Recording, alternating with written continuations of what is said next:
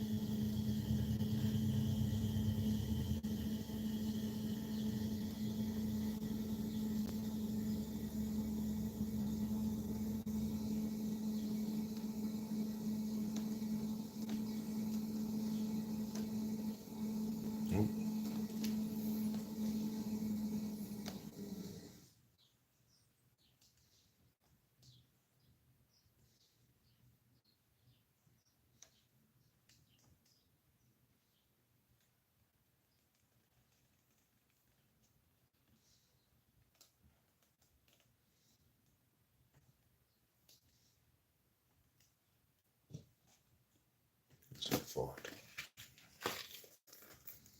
No, it's not tough for you.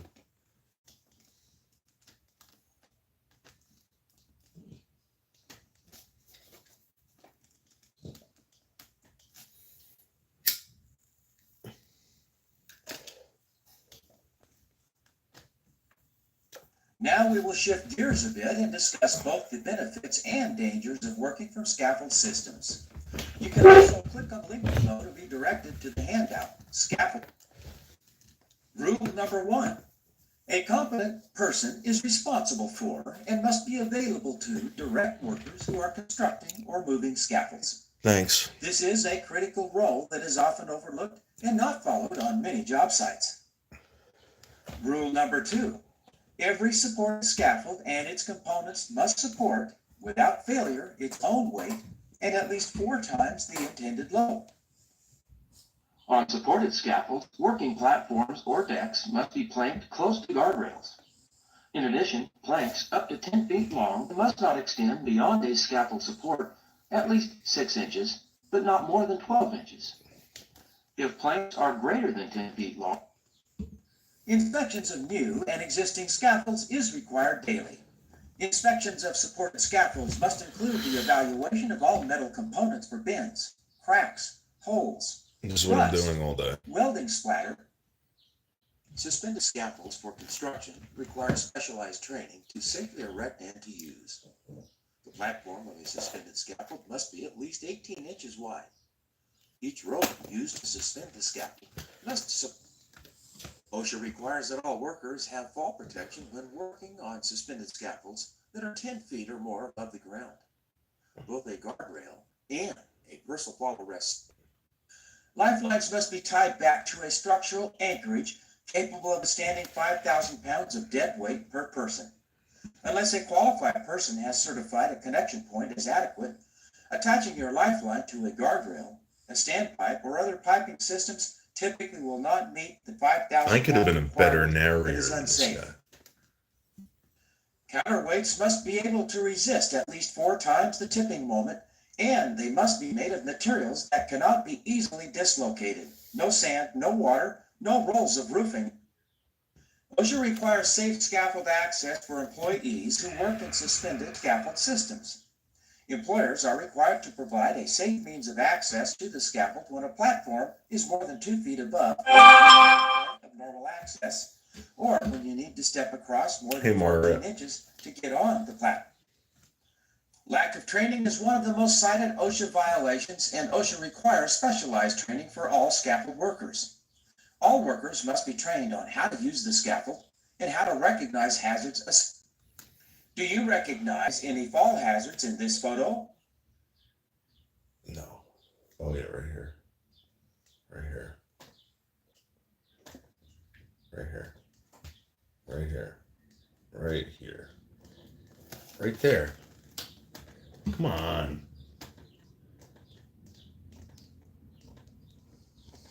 Yes, the worker is 6 feet tall and the trench is over 10 feet deep. Training. OSHA requires that your employer provide you with training on how to safely use equipment. Tired. I've been doing this all fucking day. This hazards. sucks. The training This is like program OSHA must 30. train you to recognize the hazards of falling and explain the procedures to be followed in order Like to they want you to mitigate do or everything. minimize fall hazards. You must also be trained before. Then I gotta do drug prevention and fucking all this other shit. Sexual harassment. First, ensure you understand your company's fall protection requirements. Additional fall protection requirements include evaluating each and every scaffold to ensure there is proper access, full planking, stable footing, and hand. When is climbing on the cross braces of a scaffold allowed? A, during the assembly of the scaffolding, when conditions are dry and climbing can be done safely. Never when authorized by a supervisor. So I'm going to pick B, when conditions are dry. Oh, never. I failed that one. When using scaffolds, make sure there is safe and competent access. I'm sorry. A safe and compliant access and egress, full planking, stable footing, full protection, all the above. I'm going to pick all the above. That is correct. But I got to get this done. Can't take a break. And I took a coffee break. I just went up and bought cigarettes. Which of the following is allowed for accessing a scaffold? Ladder, stair tower, ramp, or walkway? I guess all the above. Let me see. That's correct. Every support scaffold and its components must support, without failure, its own weight in at least, I'm going to say 4 times. No, correct. 4 times the intended load. The guardrails on a suspended scaffold manufactured after the year 2000 must be blank with mid rails installed approximately halfway between the top rail and I think it was 38 to 45 inches. Correct. An 80 on that one. I got an 80 on that one. Let's keep going. Now we'll start our discussion on the fourth and final topic. What is my employer required to do to protect workers from falls? In this topic, we will discuss the minimum requirements that owners and employers must do to protect workers from falls. This will include providing fall protection. Hey, what's up, Sasha? Oh. Just doing my OSHA 30. Employers are required to assess the workplace to determine if the walking or working surfaces on which you work 3.5 hours have left. the strength and structural integrity to safely support worker. Once employers have determined that the surface is safe for workers, employers must certify all attachment or anchorage points and communicate them to employees. In addition, employers must identify and evaluate attachment. What about rescue? Under OSHA Standard 1926-502D, OSHA requires that employers provide for prompt rescue. The following are best known methods that employers use to prevent fall hazards. In addition, employers are responsible to conduct general fall prevention training on a regular basis and to ensure all workers are trained on the specific. That's basically saying all employers. Proper scaffold construction is a requirement that all employers. Yeah. Click on the link shown below and it will take you to OSHA's quick card entitled Supported Scaffold Safety, available in English and Spanish. No, thank you. As you will. Additionally, scaffold user training must include the hazards of the type of scaffold being used, This maximum sucks. intended load and capacity, recognizing and reporting defects, fall hazards, Thanks, electrical Sasha. hazards including overhead lines. Grizz, get out of here, Grizz. You scumbag. All right, scaffold user training must include cost and hazards of type of scaffold being used, along with maximum intended load and capacity. Scaffold erect name. No, I'm gonna go B. That was right. Got that one right. A guardrail system or a personal full assist system is required for scaffolds more than 20 feet. Let's see, 20 feet. Oh, it's 10 feet. Sorry. Oops. Fucked up that one. Employees must not work on scaffold surfaces until the surface are determined to have the strength and structural integrity to support their own intended loads. OSHA has visited the site and said all surfaces completely dry. I don't think OSHA has to inspect it. Yeah, so A was the right one. OSHA specifically requires blank the employer.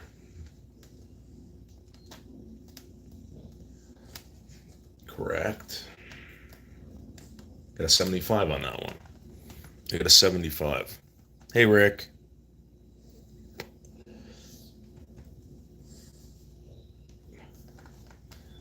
Fall protection is required at all times when operating or working from a boom or aerial lift. Never tie off outside of a boom or aerial lift. Always in.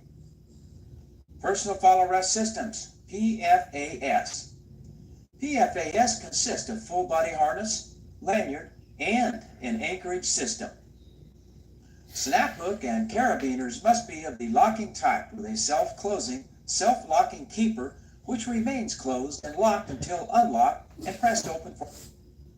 Lanyards must be made of ropes, straps, or webbing made from synthetic materials. There are different lanyard types. Rope lanyard offers some elastic properties. Lanyards cannot be made of natural fiber rope and they must be protected against damage by cuts or abrasions. Each employee must be provided a separate lanyard. Retractable lanyards are often the first choice for a fall protection lanyard. Why? Because they automatically limit free fall distance to 2 feet or less by their anchorage points.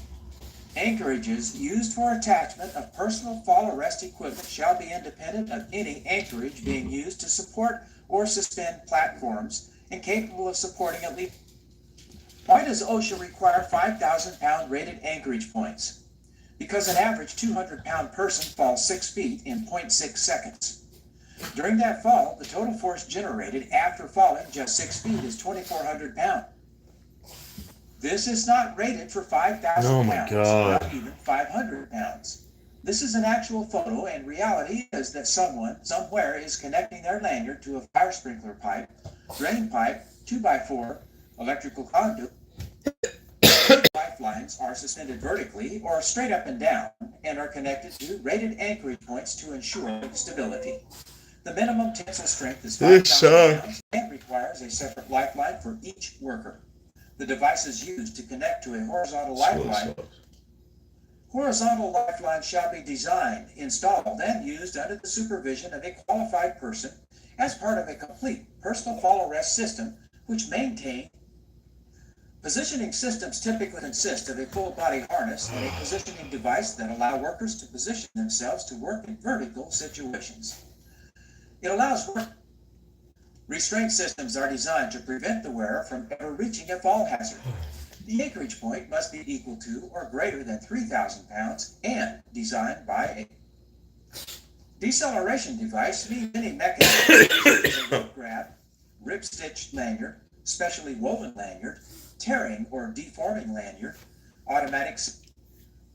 Summary. During this lesson, you have been given an overview of major fall hazards, ways to protect yourself, and what employers must do to protect workers from fall hazard. Thank you so much for your time, attention, and Fuck involvement in you. the...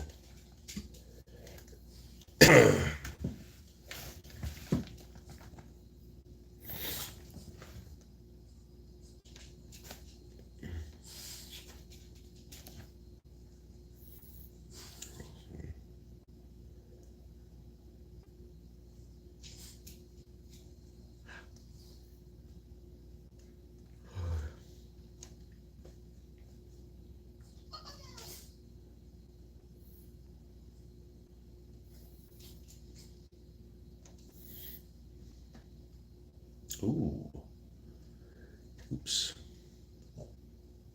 Got 66 on that. Whatever. 66.66% score. End of topic. Alright. So now I think I gotta take my test. Wishbone, shut up. He's not. Lay down with him.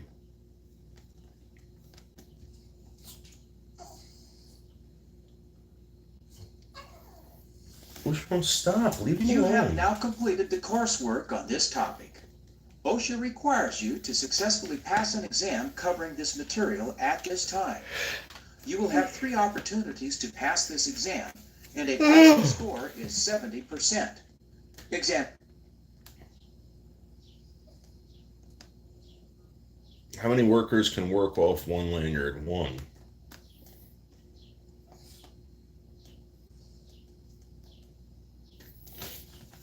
Which of the following can be used to prevent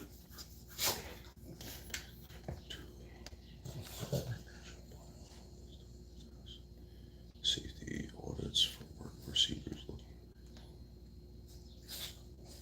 All the above. Nice. Which of the following is allowed for access to scaffolding? All. All right, we're nailing it. I got every single one. A hazard is defined as a situation or condition that has the potential to cause harm to A and B, life and health. Yep, nailing it. Studies have shown that hazard behavior may be caused by which of the following?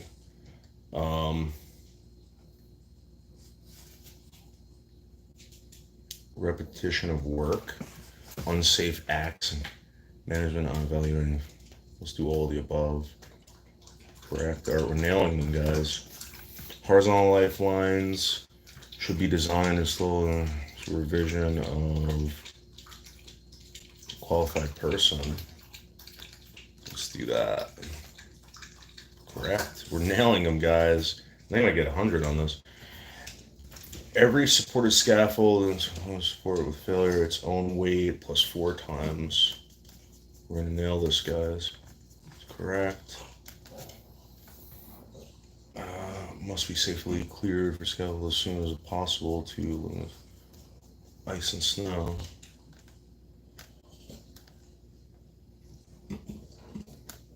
We're gonna nail this, guys. In most elevated work locations, the height generally required for fall protection, 6 feet. We're nailing it. 3 major components of personal fall arrest system anchorage, full body harness and anti-jerk cord, full restraint bracket.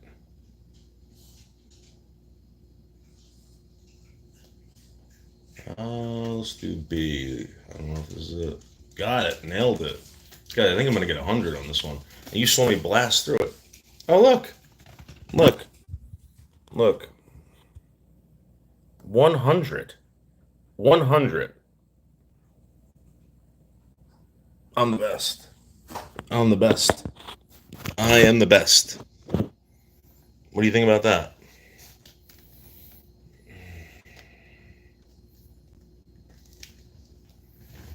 I am the best.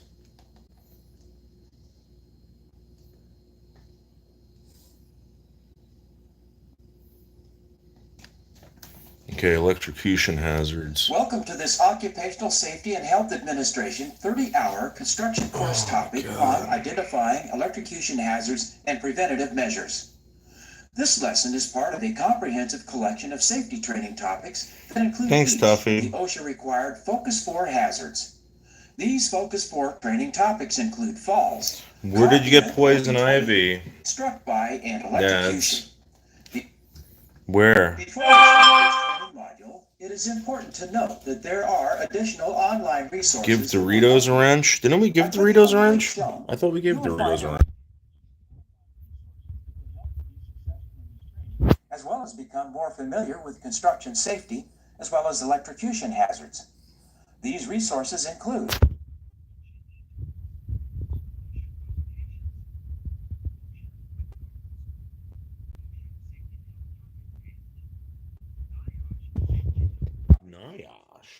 NIOSH Fatality Assessment and Control Evaluation, or FACE program.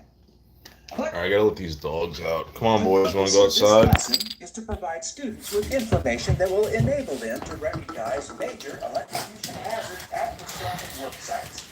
The lesson is comprised of the following 4 topics. 1. What is an electrocution hazard? 2.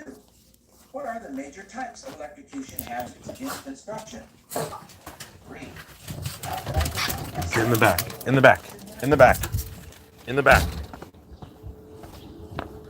In the back. Tino, in the back. Wishbone in the back. These dogs are trying to go after the baby bunnies. There's a lot of baby bunnies out here now. These dogs are like baby bunny fanatics. They can't get enough of the baby bunnies. They love baby bunnies. They love baby bunnies. And by the way, what is this? What are these, guys? Do you know what these are? What are these? Are these edible?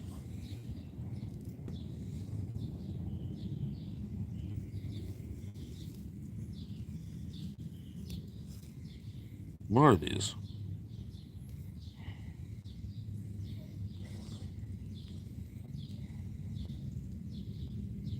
It's some kind of berry. The juices.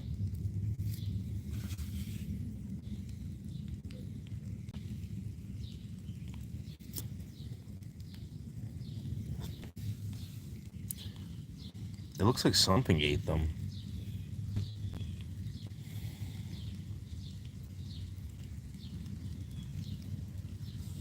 Does anyone know what those are?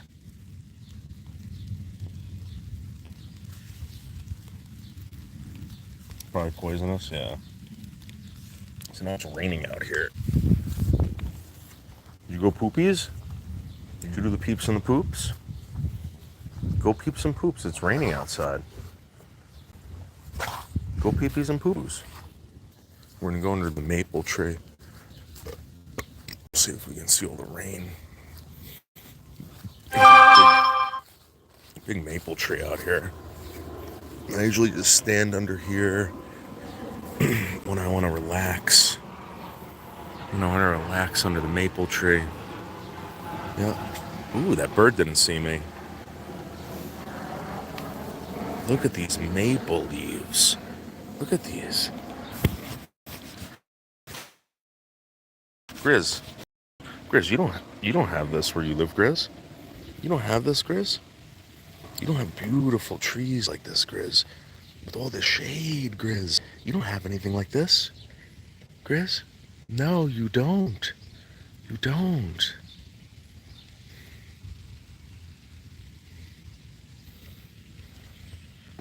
Let's see if there's anything in my mailbox. Nope. Grizz, you don't have anything.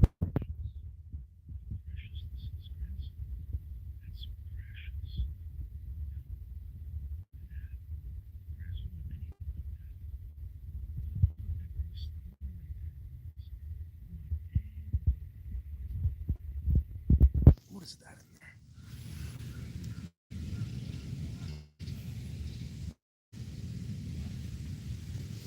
Oh, there goes a chipmunk.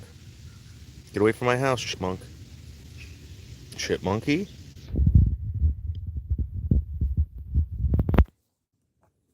Get that chipmunky.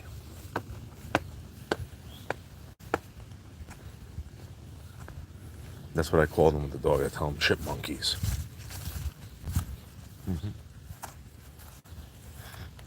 Tino and Wishbone, did you happen to see that chipmunky that was back here?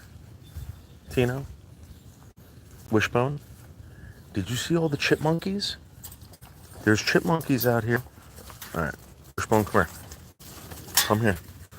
Come here. Come here, let's go inside before you get all wet. Oh, Tino's got the chipmunkies. Oh my goodness.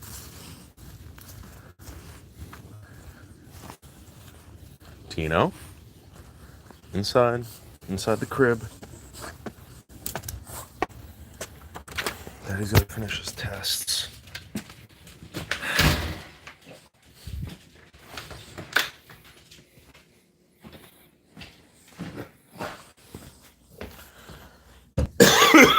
Oh, yeah. Shit.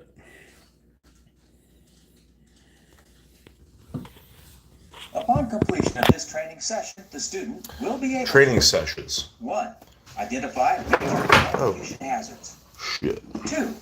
Describe types of electrocution hazards. 3. Protect him or herself from electric. Recognizing safety hazards is a critical step in preventing injuries and illness.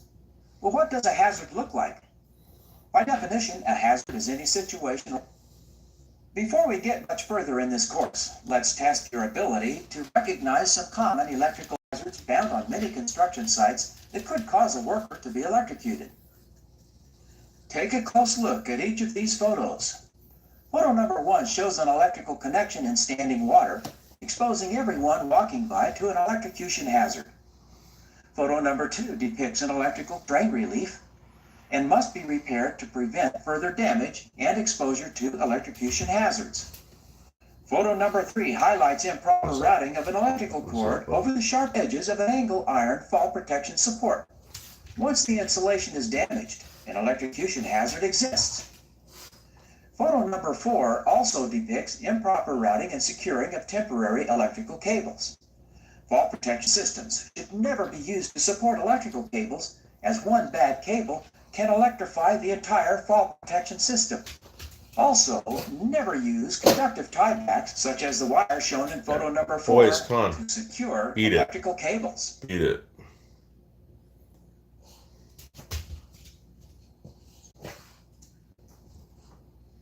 Electrocution hazard can involve machinery, equipment, materials, and many other scenarios.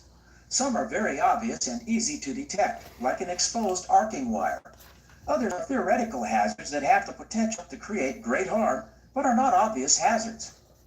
A theoretical, or what-if hazard, is a hazard that is What-if not obvious hazard? and may take. Let's start with an easy electrocution hazard to detect. Look closely at the photo of this construction site and see if you can recognize any potential electrical hazards. Yeah. Yes, there are hazards, several in fact. The leading types of electrocution hazards for non-electrical workers is led by exposure to overhead power lines, which typically represents more than 50% of all electrocutions. Oh, my The pimple in vast my ear. majority of these power line deaths were found to be caused when a worker contacted power lines with an object, such as a pole, ladder, can't. or crane. The I wanna next two pop types this are thing nearly so bad, I don't know equal what the in hell's causing going on. electrical fatalities. Exposure to machinery and appliances, and contact with electrical equipment and. In 2 more examples, a worker was fatally injured when he was electrocuted and fell to the concrete floor while working from an 8-foot fiberglass stepladder. The worker was chain driven. Yeah. To fully understand how to protect yourself from electrocution hazards, it is necessary to have a basic understanding of electricity and how it works.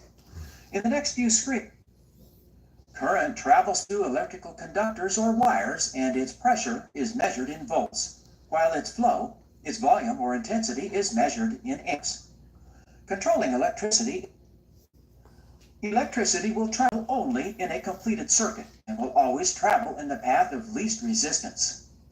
Electricity always tries to travel to ground because electrical shock occurs when a person comes in contact with electrical current. Even a very small current that passes through the trunk of the body, heart and lungs, is capable. The severity of an electrical shock is dependent on current flow. The current flowing at any given voltage depends on the resistance of the materials through which it flows, including the current passing through the body is the most damaging. Internal body fluids are conductive with resistance as low as 300 ohms. Current passing from hand to hand.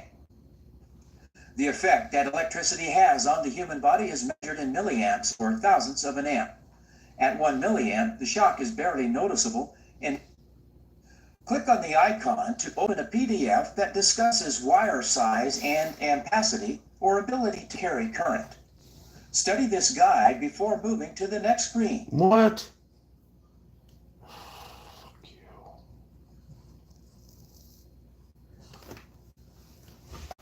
Okay.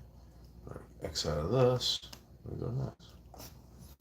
Let's examine the American Wire Gauge, or AWG, copper wire table from the guide. Note the relationship between the size, or gauge, of the wire and its ability to carry. You're at work one day and you see a puzzled coworker who saw us smoking. It smells like it's burning, and his extension cord is getting hot enough to burn his hand. You walk over, take one look at the scene, and start shaking your head. Well, I know what your problem is, and I'll explain if you like, you tell him. What is your explanation to the worker? Extension cord wires are too big. Extension cord wires are too small.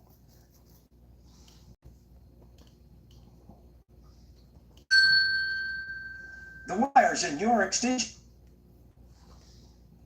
What are some steps to deal with this issue? Discipline the workers. Train all workers.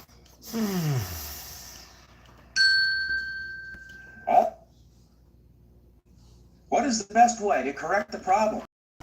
Have employees use only their best equipment. Use only employer-supplied equipment. Well, the employer is supposed to supply it.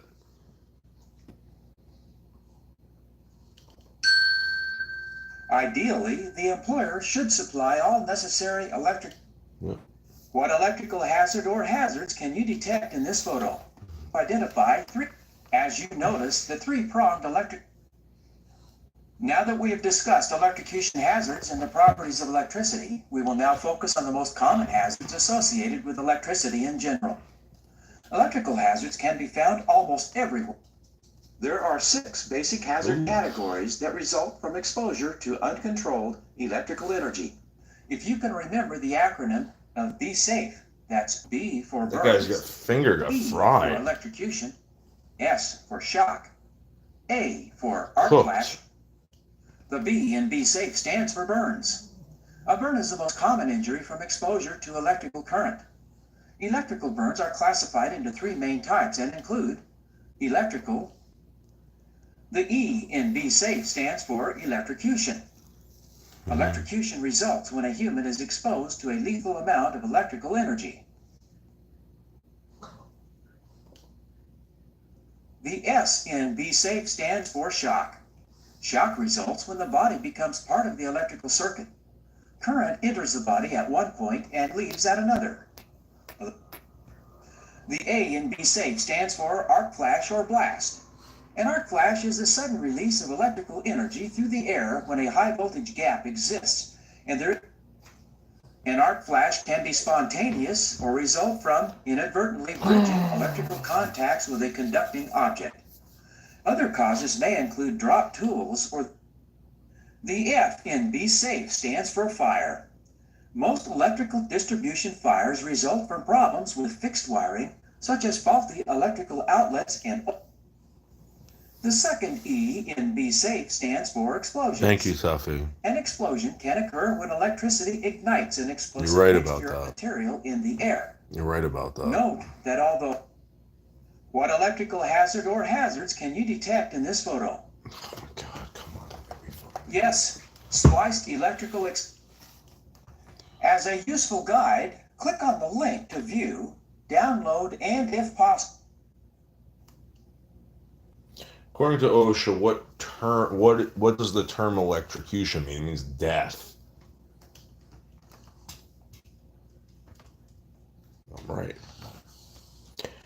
Electrical burns occur principally because of the high energy of electrons, radiation, also the heat. I guess all the above. Incorrect. It was C. I don't fucking care. The sudden release of electrical energy through the air when a high voltage gap. That's an arc flash.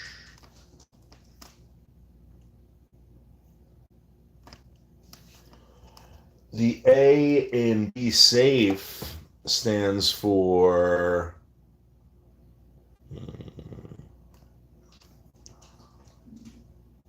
all the above shit. We will now begin our discussion on our second subject, electrocution hazards in construction. The focus of this discussion can be summarized by the question, what are the major types of electrocution hazards in construction?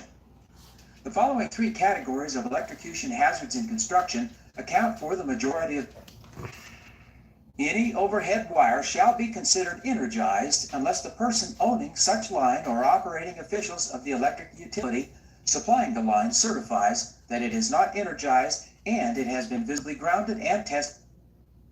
Electrocution hazards related to contact with power lines is our next topic. Overhead power lines are especially hazardous because they typically carry extremely high voltage and you do not have to make physical contact with them to be electrocuted. You know what? I think I have some. Many construction workers are electrocuted or suffer severe injuries every year because they fail to properly evaluate the hazards in their work area, especially when working around overhead power lines. For example, while working on a ladder is a common occurrence in construction, as you leave the ground, you can be climbing closer to an elevated electrical hazard and not realize it.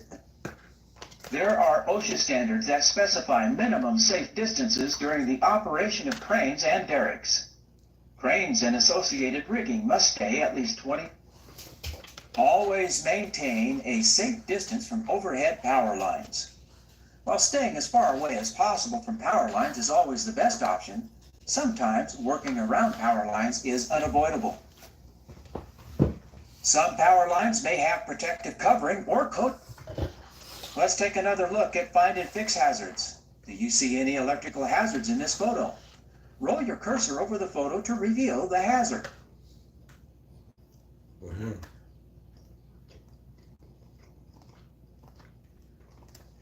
This scaffold was erected 4.5. Now let's discuss toolbox top number 1. What increases your risk of electrocution? What are the hazards? What are the results? What should we look for? It's a nasty burn. Bodily contact with electricity. It's a good one. Shock, fire, burns, falls, or death. Yep. Damaged equipment. Faulty. Let's review an actual incident. A 40-year-old male plumber died after lying on his work light while installing plumbing under a house being remodeled. The victim was crawling under the house carrying the work light with him. The wire inside the work light's conduit became bare and energized the light's housing. Investigation of the incident showed How do we prevent these results?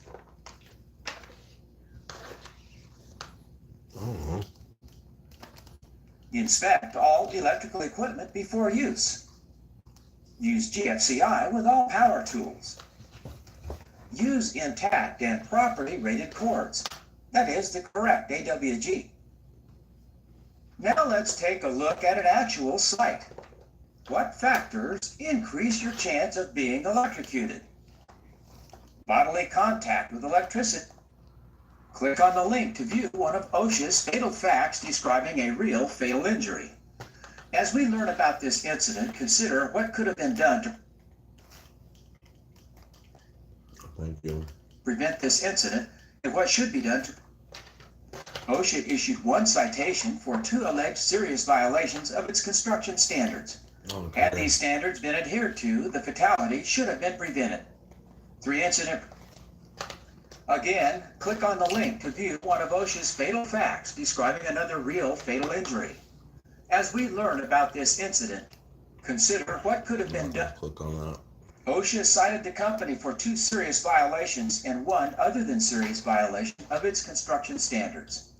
Had barriers been erected to prevent contact with the Again, click on the link to view one of OSHA's fatal facts describing another real fatal injury. Nope. In this incident, 2 workers were spreading concrete. OSHA cited the employer for not instructing each employee to recognize and avoid unsafe conditions which apply to the work and work areas. The employer was also cited for operating. Underground electrical hazards are everywhere, and they pose a very high probability of contact for those that excavate before taking every measure possible to identify and locate. Burying electrical lines has been the preferred method for installing electrical systems for many years.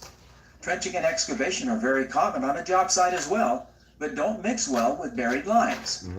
Digging in an area where there are no accurate drawings or where no drawings or utility locator services are used is dangerous and often leads to serious injuries and death. That's true. In addition, locating services are not an exact science and are often wrong or incomplete. Wrong. Oh my God. Always notify utility locators before starting to dig. Many construction workers. The construction activity 30 hours of this, guys. 30 hours. Underground electrical lines is excavating, and that includes all construction site excavation activities, whether it is. How about this photo? You can see that the employee is working inside a shore box that is designed to protect employees from cave-ins. Right. But are there electrical hazards that are evident that could lead to an electrocution? Yeah. Look closely and This shit. Notice the crossing electrical line. Yeah. Excavation hazards. Always utilize a local underground locate service before digging. Okay. Underground locate services are not an exact science. They are designed to give you an idea. 3 more hours, guys. One of the key 3 more hours of elements this. preventing injuries and incidents from occurring is to ensure you are utilizing the latest and greatest technologies available. There are a few new technologies. Only qualified employees shall perform work on or adjacent to energized control panels. You think so?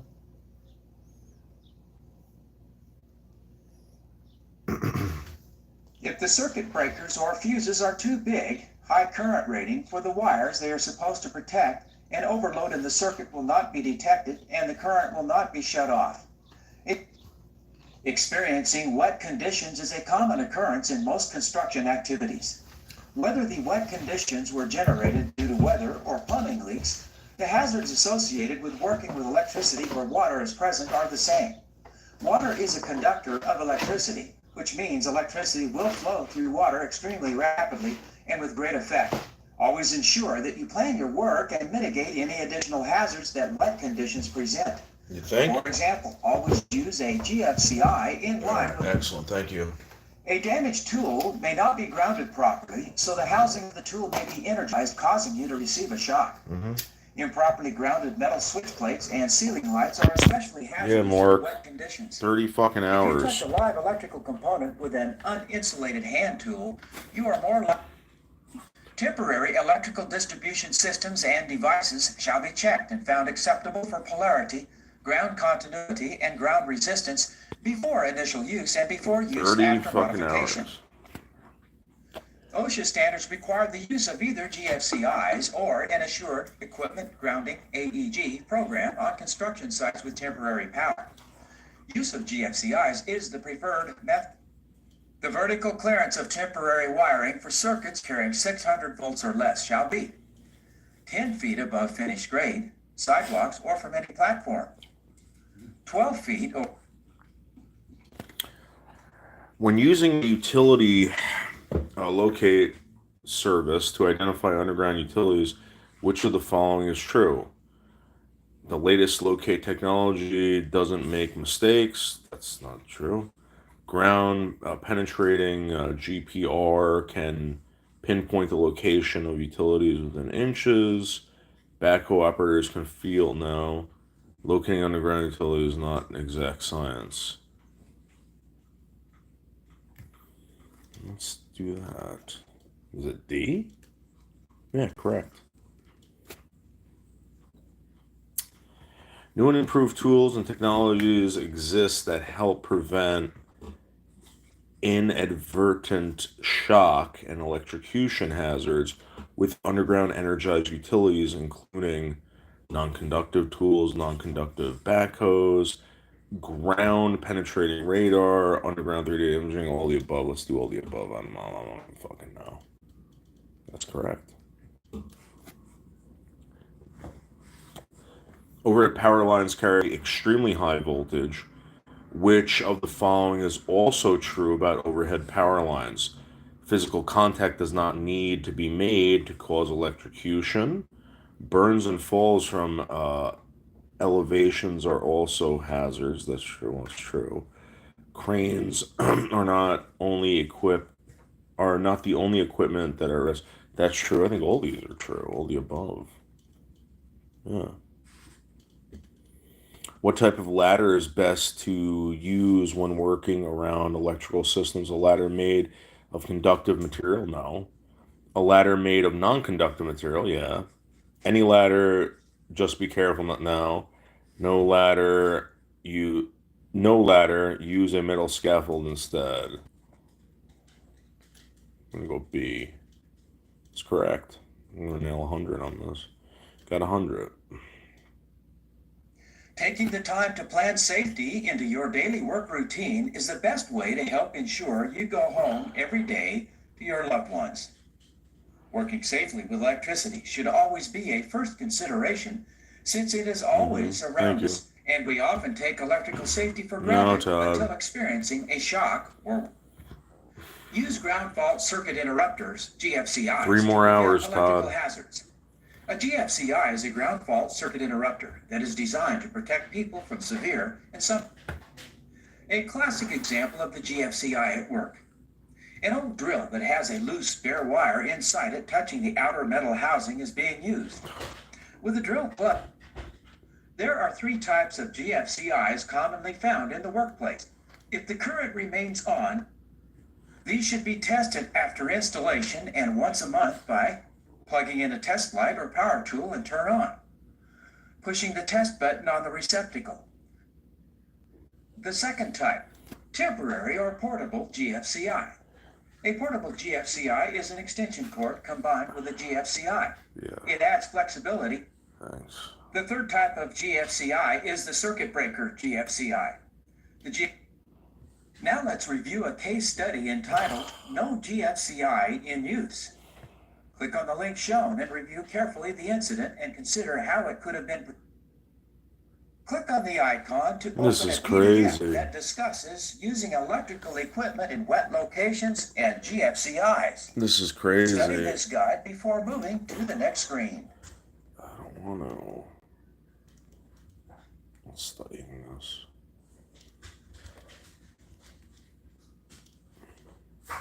You're an experienced worker in building maintenance, helping a new worker to learn the job. The task involves cleaning up a flooded basement.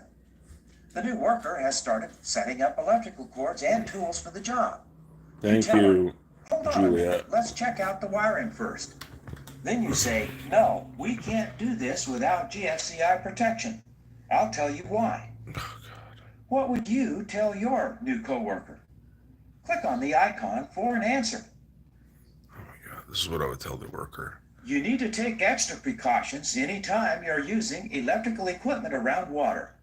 If your skin is wet for any reason, flooding, raining, or sweating, your electrical resistance in ohms goes down. What about a screwdriver, As your mind blow resistance launcher? goes down, How about I any pound a current or amps screwdriver? that may flow through your body will go up. A milliamp is 1/1000th of an amp. It doesn't take a lot of current to kill you, especially. Yeah, I know, we all know this. What can you do to correct this problem for now? Check for GFCIs. Yeah, let's do that. Dry out the basement. Let's check for GFCIs. Submit. Oh. Check to see it. What is the best way to deal with this in the future? Hire a subcontractor. No. Install GFCI outlets. Install GFCI outlets, 110%. Let's see if we got that right. Oh my God, we got it right. Get the employer or builder. What work practices help protect you against electrical hazards? There are none. Use safe work practices such as de-energization. Let's de-energize. Oh, I can't keep winning. It is critical to inspect portable tools and extension I cords. can't keep winning. Workers need to inspect extension cords prior to their use for any cuts or abrasion. Extension cords may have damaged insulation. Dude, Buff. Sometimes the You have no insulation idea. inside I an gotta electrical do tool this or shit. I appliance gotta is do damaged. this. Seasons When the is insulation fucking is at them. damaged, You know. exposed metal parts may become energized if a live wire inside touches them. Electric hand tools that are old Buff, you have damage no those. idea. Flexible cords used with temporary and portable lights shall be designed for hard or extra hard usage. They shall be marked with usage type, designation, size, and number. Let's take a moment and talk about power tools and other power equipment. Nope. In order to help prevent injuries and incidents, always use power tools and equipment as they were designed and in compliance with manufacturers' recommendations. Additional common examples of misused equipment. Using multi-receptacle boxes designed to be mounted by fitting them with a power cord and placing them on the floor. Fabricating extension cords with Romex wire. Using equipment outdoors that is additional examples of misuse. Attaching ungrounded 2-prong adapter plugs to 3-prong cords and tools. It's not a good idea. Using circuit breakers or fuses with the wrong rating for overcurrent. Additionally, workers need to know that even when the power system is properly grounded, electrical equipment can instantly change from safe to hazardous because of extreme We know that. Can you identify a potential electrical Yes, I hazard can in this right here. photo on the Oh, top thank side? you, Buff. Roll your cursor over the photo to locate Thank you, the Buff. hazard. I'm gonna give you a like for that. We like that. Thank you, Buff. Yes, this tool proposes an electrocution hazard. Following are preventive measures for workers to consider. General. Before work begins, be sure that the equipment or activity is located within a safe working distance from power. Cranes and other high-reaching equipment. Be sure the utility company has confirmed the voltage and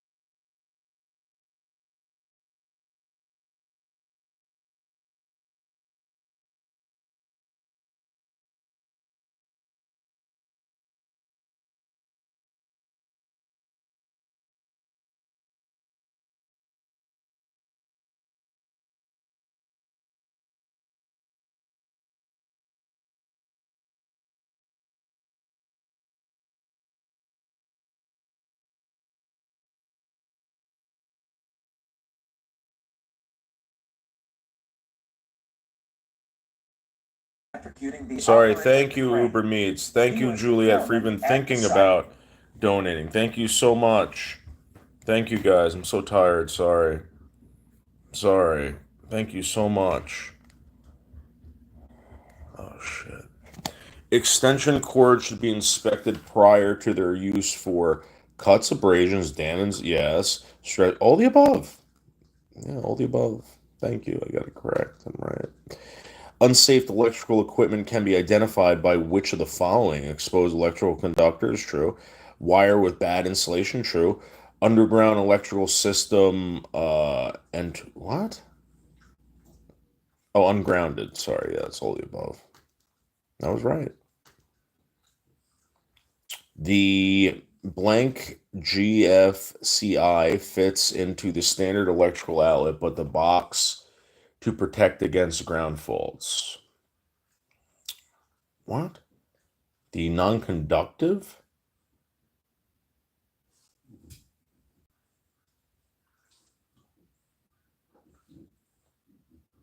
The disposable, no. The plastic, the receptacle. Maybe it's receptacle? It's probably non-conductive. It's either non-conductive or receptacle. Yeah, it was receptacle. Oops. I got a 66.66. Following appropriate lockout-tagout procedures is required to prevent electrocution or other potentially fatal consequences. Lockout-tagout is an essential safety precaution. Lockout is the practice of using keyed security devices or locks to prevent unwanted activation of mechanical or electrical That equipment. sounds about right. In addition to lock, there are two basic classifications of workers when lockout-tagout is performed. Oh, shit. First, the authorized person is someone who locks out or tags out machines or equipment. Verify zero energy. Verify that the system is de-energized. After you have effectively locked and tagged out the equipment, try to protect against being electrocuted. Workers need to follow lockout-tagout procedures. That's true. When performing lockout-tagout on circuits and equipment, the following checklist is an example of things you should be aware Thanks, of and perform. Pella. Additionally, you must notify all personnel that also, it is important Jesus to Christ. deplete stored energy. For example, Jesus capacitors by bleeding, blocking, grounding, and so on. Okay, thank you. Apply it. The 5 major causes of serious injury and death due to failing to properly lock and tag out hazardous energies are accidental restarting of equipment.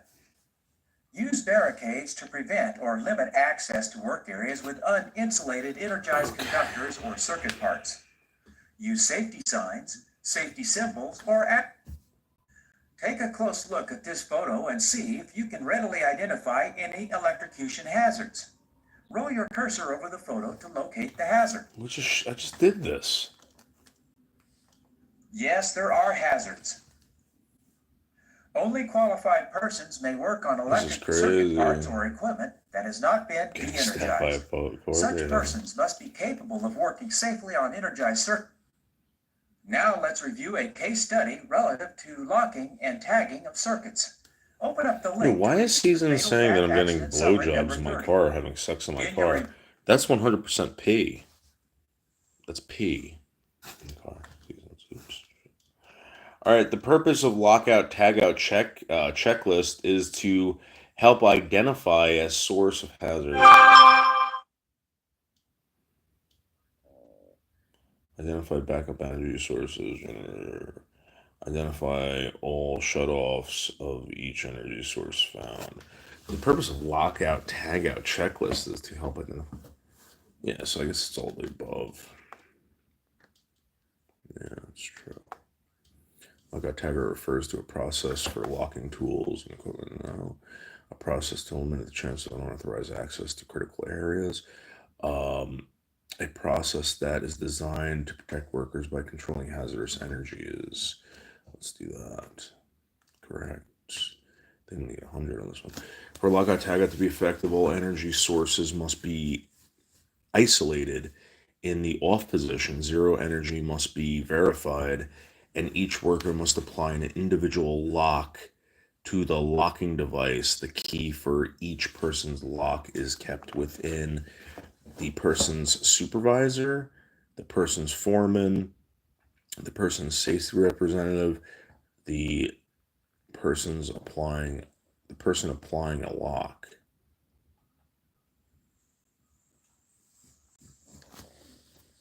I don't know. I'm gonna do any of the above. Let's see what happens.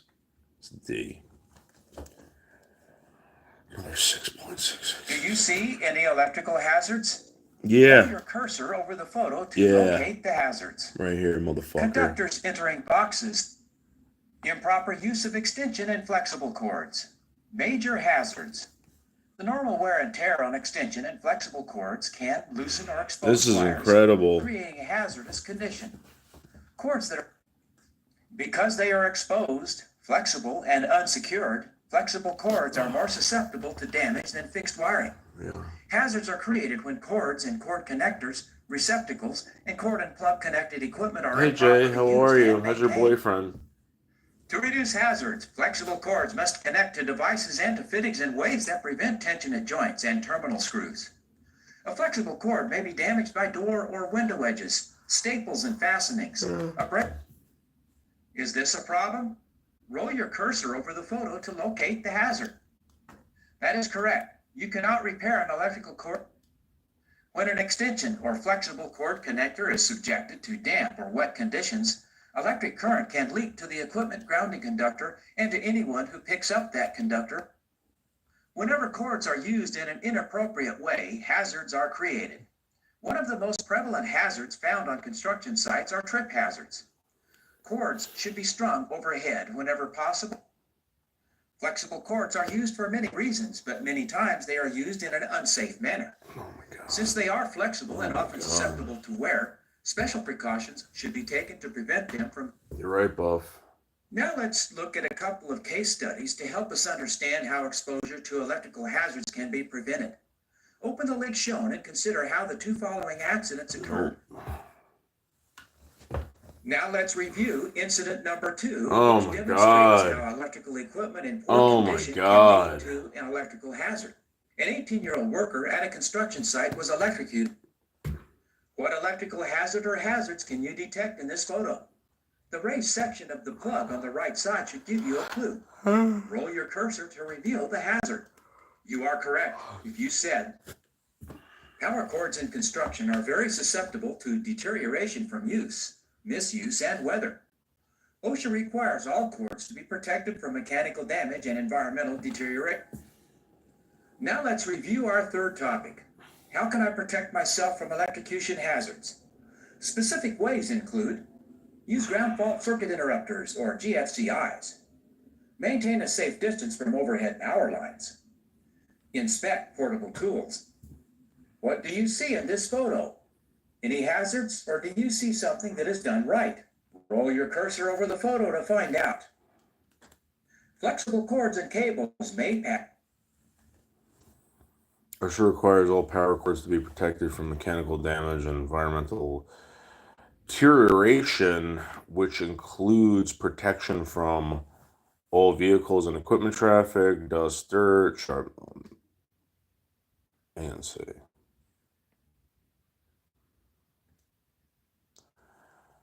A flexible extension cord may be damaged by a door, window edge is true. Staples and fasteners is true. Yeah, that's good. We got that right. Flexible electrical cords must not be run through holes in walls. Ceiling is true.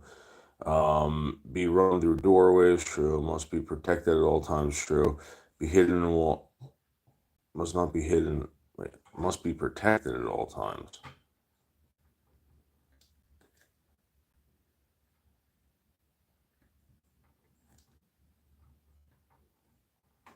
I got 100 on that one. Fuses and circuit breakers. Fuses and circuit breakers are intended primarily for the protection of conductors and they prevent overheating of wires. Fuck me, man. Personal protective equipment for electrical workers is designed to provide protection under certain circumstances and conditions. Typical footwear will be marked EH if it's approved for electrical work. The letter EH. Personal protective equipment. Head protection. Hard hats should be insulated and non-conductive, and always wear your hat with the bill forward. Personal protective equipment such as hand protection is critical in preventing contact with electrical hazards and arc flash. Always use the proper rubber insulating. Personal protective equipment is critical in helping you work safely and stay prepared for the unexpected. Always use, store, and maintain your electrical PPE in a safe and reliable.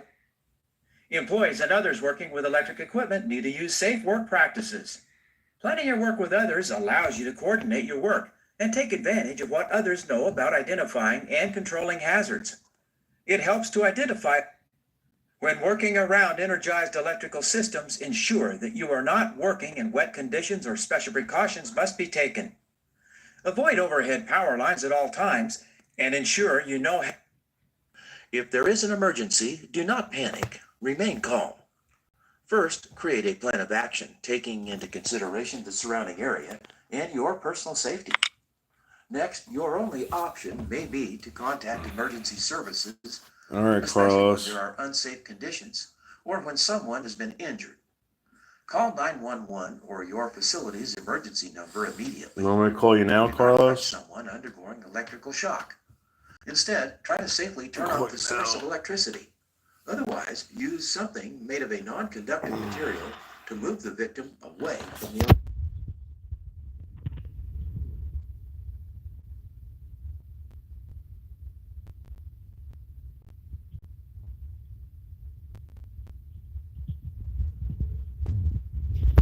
What, dude? You need huggies? What's wrong? Is your ear bothering you? Okay, okay, okay. What did you do? What did you do? I gotta get some more of that fucking cream. He's got chronic, he's got chronic, like, ear shit going on. His ears are always bothering him.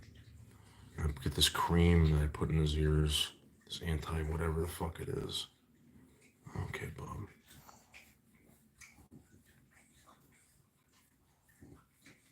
Oh, you don't think I should call him?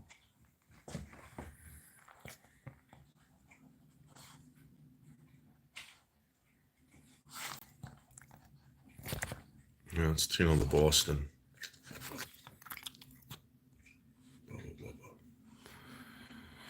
Oh my god. If you need to respond in the event of an electrical fire, always ensure that help is on the way first by activating the fire alarm system. Alert everyone in the surrounding area to evacuate and call for help. Never use a Type A water extinguisher or water to extinguish an electrical fire. You could be I should call electrocuted. him. If trained and feasible, use a I'm gonna CO2 call or him. dry chemical type fire. Oh, is he back? Is he live, Carlos?